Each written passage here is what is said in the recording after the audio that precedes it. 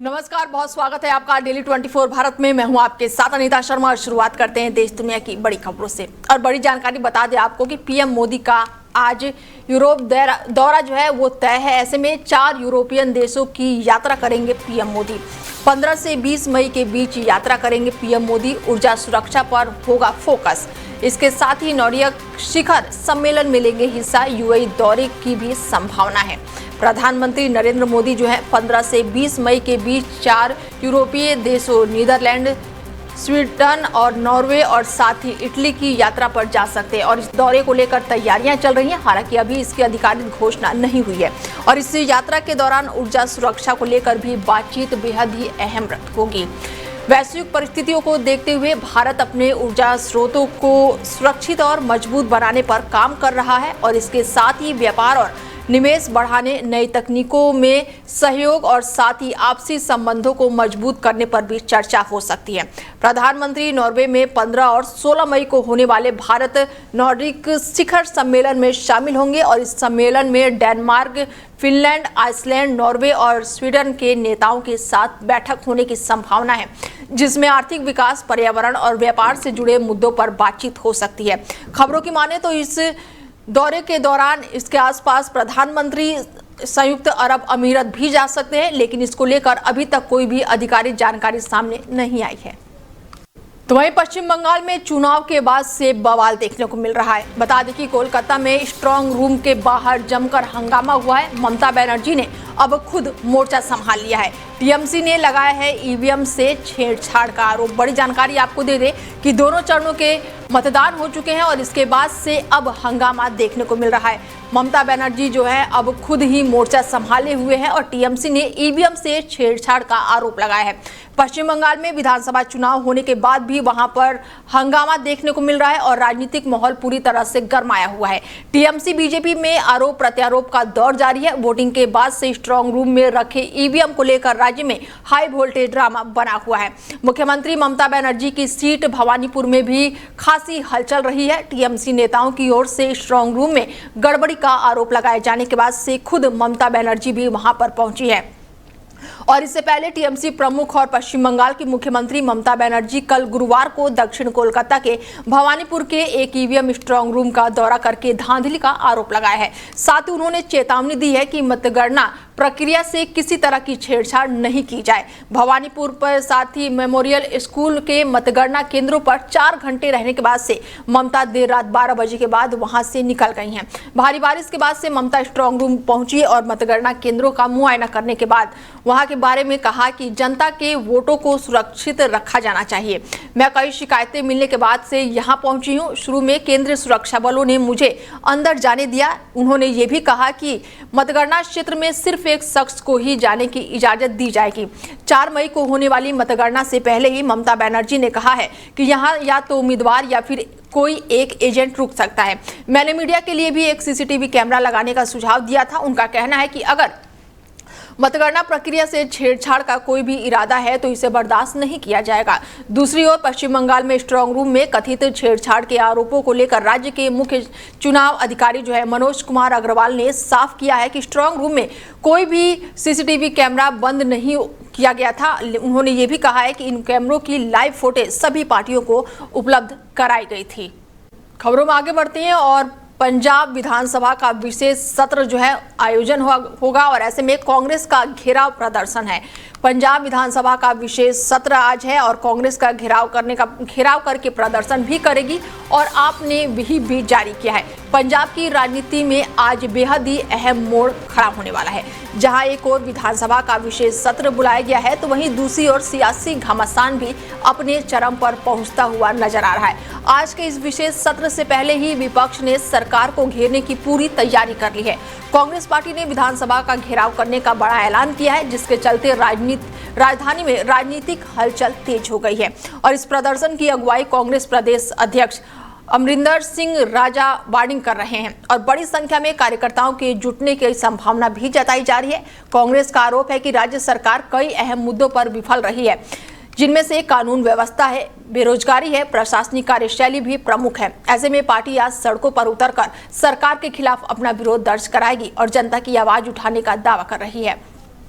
वहीं दूसरी ओर सत्ताधारी आम आदमी पार्टी भी पूरी तरह से सतर्क नजर आ रही है। पार्टी ने अपने सभी विधानसभाओं को विधायकों को व्हिप जारी किया है और ताकि विधानसभा के भीतर कोई भी सदस्य पार्टी लाइन से हटकर बयान या फिर मतदान ना करे। इससे साफ है कि सत्र के दौरान सरकार कई महत्वपूर्ण प्रस्ताव या चर्चा को लेकर आ सकती है। तो अवस्थी जी जुड़ चुके हैं, कांग्रेस से प्रवक्ता हैं, उनसे जानते हैं कि किस तरीके से देख रहे हैं ये, क्योंकि आज पंजाब के लिए बेहद ही खास दिन है विशेष सत्र को लेकर। अंशु जी, अंशु अवस्थी जी, सुन पा रहे हैं आप मुझे? बताइए। पंजाब का विधानसभा सत्र जो है वो बेहद ही खास होने वाला है और ऐसे में लगातार हंगामे के भी आसार लग रहे हैं, तो क्या कुछ लग रहा है कि क्या आज होने वाला है? अंशु जी देखिए, आम आदमी पार्टी ने पंजाब को एटीएम बना दिया है। पंजाब के विकास को छोड़ के पंजाब को नशे में झोंका जा रहा है। आम आदमी पार्टी पंजाब को सिर्फ और सिर्फ एटीएम मानती है। किस तरीके से पंजाब को कमजोर किया जाए, लूटा जाए, पंजाब का पैसा दिल्ली आ रहा है। पंजाब के किसानों को कोई छूट नहीं मिल रही। तो बजट में कांग्रेस पार्टी जो जनता से जुड़े मुद्दे हैं उनकी उम्मीद रखती है कि उसे वो पंजाब की जो सरकार है वो लागू करेगी, लेकिन उम्मीदें कम है क्योंकि इन्हें कोई लेना देना पंजाब से नहीं है। बिल्कुल, ऐसे में बेरोजगारी का भी मुद्दा उठेगा अंशु जी, क्योंकि खबर निकलकर यही सामने आ रही कि कानून व्यवस्था और बेरोजगारी का मुद्दा जो है कांग्रेस पूरे दमखम के साथ उठाएगी। बिल्कुल, देखिए बेरोजगारी का मुद्दा बहुत बड़ा है। बेरोजगार युवाओं को नौकरियां नहीं मिल रही। बेरोजगार युवाओं को नशे में धोखा जा रहा है। और आम आदमी पार्टी की जो सरकार है उसने पंजाब की जो अर्थव्यवस्था है, जो रीढ़ है, किसानों के साथ साथ जो युवा हैं, उनके लिए कोई ठोस ब्लूप्रिंट नहीं है। आम आदमी पार्टी की सरकार पूरा पैसा सिर्फ प्रचार वाली सरकार बनकर रह गई है। प्रचार में संघर्ष वो अपना समय दे रही है, प्रचार के अलावा इनके पास कुछ नहीं।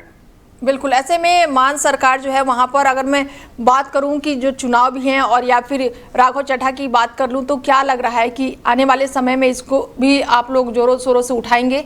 अंशु जी देखिए, हम तो यही बात कहते हैं कि जो जनादेश पंजाब की जनता ने एक उम्मीद के साथ आम आदमी पार्टी को दिया था, उस पर वो खड़े नहीं उतरे हैं, उस पर धोखा देने का काम किया है। तो निश्चित तौर से जो जनता के मुद्दे हैं, बेरोजगारी है युवाओं की, किसानों की जो सबसे बड़ी समस्या है, उसके साथ जो पाकिस्तान बॉर्डर है उस पर जो अवैध स्नैक क्या व्यापार चल रहा है, नशे का व्यापार चल रहा है, जिसमें आम आदमी पार्टी की सरकार पूरी तरह से शामिल है, अरविंद केजरीवाल शामिल है। तो इस मुद्दे को हम जोर शोर से उठाएं कि कुछ ऐसे सीमा पर समुचित प्रबंध किए जाने चाहिए कि जहाँ पर इस तरीके की नशे की व्यापार ना हो। आप रोजगार नहीं दे सकते तो युवाओं को नशे में तो न डालो। बिल्कुल बिल्कुल, ठीक है, जुड़ने के लिए बहुत शुक्रिया अंशु जी आपका। बता दें कि पंजाब का दिन जो है, आज का दिन बेहद ही खास है। आज का दिन पंजाब की राजनीति के लिहाज से बेहद अहम है। जहां एक तरफ विधानसभा के भीतर बहस और रणनीति चलेगी, तो दूसरी ओर सड़कों पर विरोध प्रदर्शन के जरिए विपक्ष अपनी ताकत दिखाएंगे। और अब देखना होगा कि इस सियासी टकराव का क्या असर निकलकर सामने आता है। पंजाब विधानसभा का विशेष सत्र बुलाया गया है। ऐसे में कांग्रेस जो है वो विधानसभा का घेराव करेगी। बड़ी जानकारी निकलकर सामने आ रही है और कांग्रेस जो है कई मुद्दों पर मान सरकार को घेर सकती है। शिखा सिंह जुड़ चुकी हैं, बीजेपी से प्रवक्ता हमारे साथ, उनसे जानते हैं कि कांग्रेस जो है, शिखा सिन्हा जी हैं, उनसे बातचीत करते हैं कि किस तरीके से देख रही हैं कि आज पंजाब का विशेष सत्र बुलाया गया है और ऐसे में कांग्रेस जो है वो लगातार घेराव करने की पूरे तैयारी में है। शिखा जी, क्या लग रहा है कि क्या होने वाला है, क्या कुछ होने वाला है यहाँ पर, क्योंकि कांग्रेस जो है वो बिल्कुल अग्रेसन मूड में दिखाई दे रही है कि पंजाब सरकार को घेरना ही है। जी जी जी, तो देखिए ये हमारे भाजपा के हिसाब से जी वहाँ पे आम आदमी पार्टी के सांसद टूटने के कुछ प्रमुख कारण मैं बताती हूँ जो वैलिड है। जैसे पहला तो हो गया दिल्ली शराब घोटाला, शीश महल घोटाला, सीएजी रिपोर्ट में भ्रष्टाचार का आरोप, आंतरिक बगावत पार्टियों में, नेताओं के खिलाफ एफआईआर होना, शोषण के आरोप, पुलिस कर्मी पर हाथापाई और भ्रष्टाचार, साफ गुंडागर्दी के आरोप। तो इतने सारे आरोपों के हिसाब से बाबा साहब अम्बेडकर ने जो लॉ बनाया है उसमें नैतिक आधार वर्सेस कानूनी आधार के तौर पर अगर 7 सांसद इस्तीफा देते हैं करप्शन का हवाला देते हुए, तो ये बिल्कुल भी जायज है। बिल्कुल। तो ऐसे में आपका तो कहना ये है शिखा जी कि बीजेपी का काम है नेताओं को तोड़ना। ये देखिए, ये आप तो फिर पूरी तरह से वो लोग घेरे में है ना, उनके साथ कांग्रेस भी देख रहा है। तो ये एक मतलब वर्ड दिए हैं ऑपरेशन लोटस।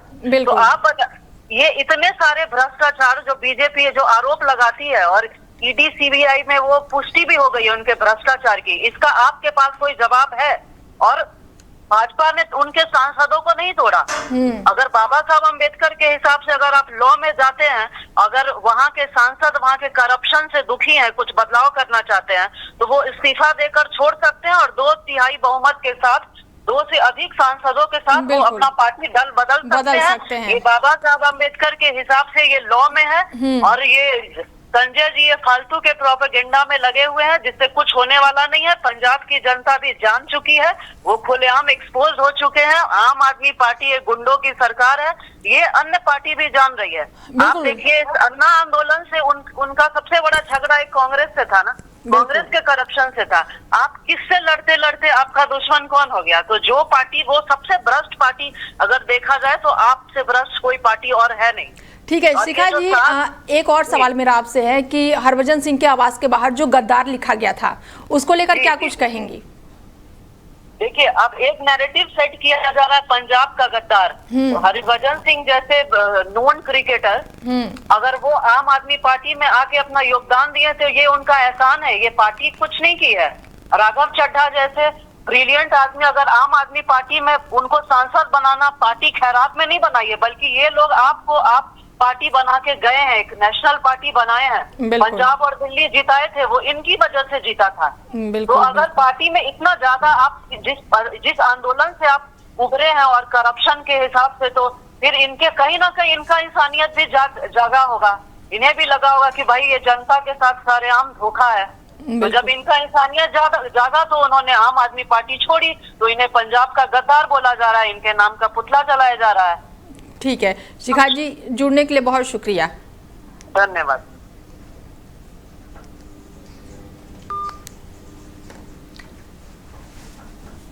बता दें कि पंजाब विधानसभा का आज विशेष सत्र है। ऐसे में कांग्रेस जो है वो पूरी तरह से विधानसभा का घेराव करने पर उतरी हुई है। ऐसे में आज का दिन पंजाब के लिए बेहद ही खास माना जा रहा है।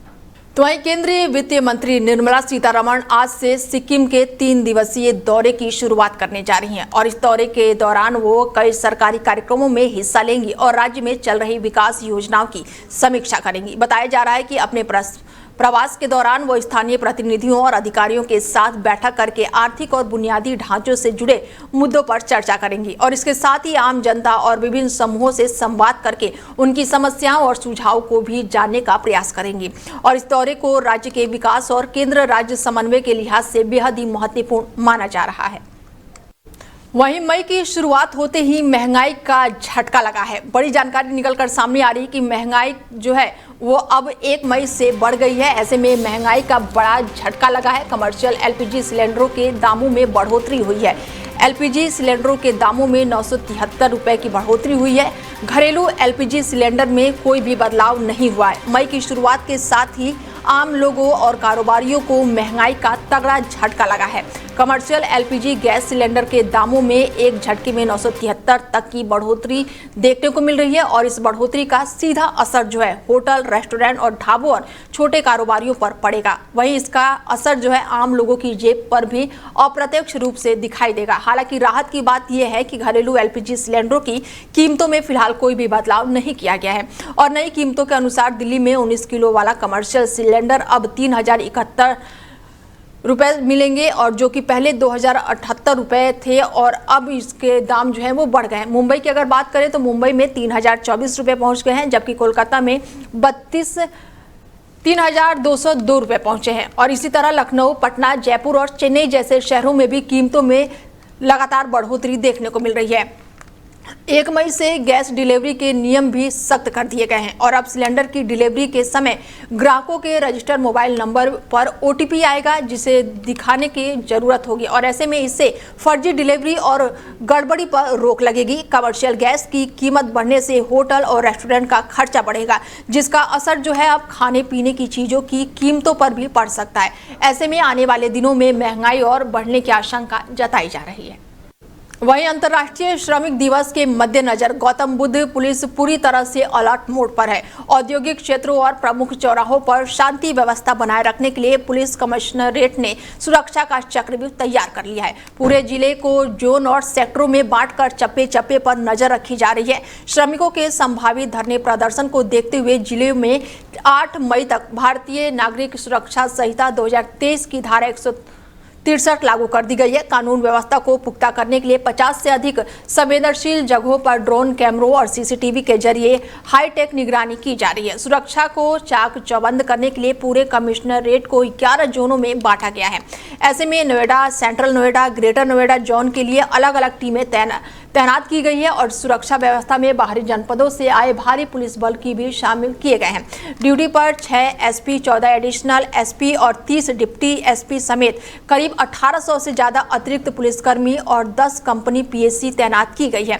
खास बात यह है कि इस बार महिला पुलिस अधिकारियों और कर्मचारियों की भी बड़ी संख्या में ड्यूटी लगाई गई है। गौरतलब है कि 14 अप्रैल को नोएडा में बड़ी संख्या में विभिन्न कंपनियों में काम करने वाले श्रमिकों ने एकजुट होकर विरोध प्रदर्शन किया था और ये विरोध प्रदर्शन मुख्य रूप से वेतन वृद्धि को लेकर किया गया था। श्रमिकों का कहना था कि मौजूदा समय में जो वेतन मिल रहा है उनके लिए वो पर्याप्त नहीं है और इस वेतन से उनके जीवन यापन करने में काफी परेशानियां हो रही हैं। इस लिहाज से उनके वेतन में इजाफा किया जाए ताकि उन्हें किसी भी प्रकार की दिक्कत नहीं हो।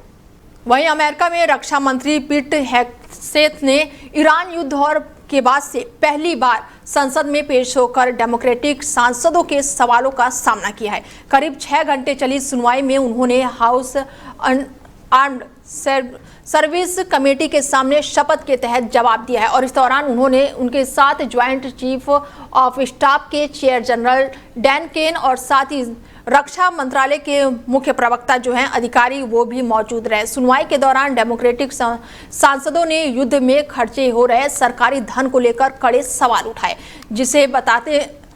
जिस पर बताया गया है कि अब करीब 25 अरब डॉलर खर्च हो चुके हैं अभी तक और जिनका बड़ा हिस्सा हथियारों और सैन्य उपकरणों पर लगाया गया है। सुनवाई के बाद से व्हाइट हाउस द्वारा रक्षा बजट बढ़कर अब 1.5 ट्रिलियन डॉलर करने की मांग पर भी चर्चा रही, जिसे द्वितीय विश्व युद्ध के बाद सबसे बड़ी बढ़ोतरी माना जा रहा है। डोनाल्ड ट्रंप की नीतियों को लेकर भी तीखी बहस सुनाई दी और ऐसे में ये तीखी बहस भी यहाँ पर देखने को मिली है, जहाँ पर डेमोक्रेटिक सांसदों ने इससे सैन्य कार्रवाई को वॉर ऑफ चॉइस बताते हुए सरकार पर आरोप लगाया है। वहीं रिपब्लिकन सांसदों ने पेंटागन का समर्थन किया।